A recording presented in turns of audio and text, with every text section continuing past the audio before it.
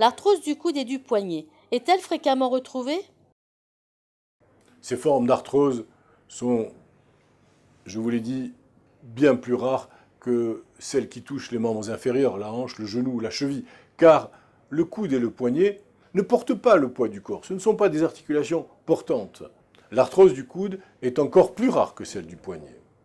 Le plus souvent, ces types d'arthrose se développeront chez des personnes qui ont subi des traumatismes répétés, tels que des fractures ou des entorses, mais également chez certains sportifs qui sollicitent beaucoup le coude et le poignet, comme par exemple, bien sûr, les tennismen.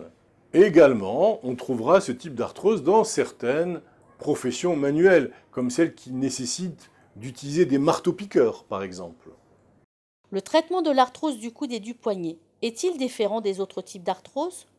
Eh bien, ce type d'arthrose se caractérisera par des douleurs qui vont s'accentuer lors des efforts, lorsque l'on va solliciter l'épaule, les deux articulations, mais qui se calmera au repos. Il y aura là aussi une raideur matinale et il faudra un dérouillage de l'articulation pour qu'elle retrouve sa mobilité.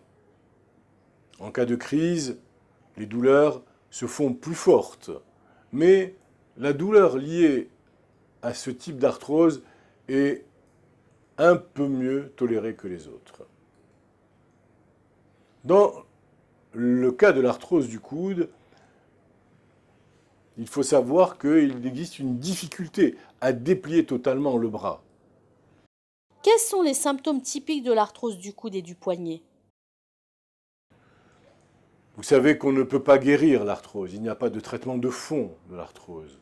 Mais on peut simplement, et c'est déjà beaucoup, atténuer les douleurs que provoque cette maladie. De nombreux médicaments vont nous permettre de calmer les douleurs et l'inflammation. Le paracétamol est particulièrement conseillé. On pourra également utiliser, bien sûr, des anti-inflammatoires non stéroïdiens.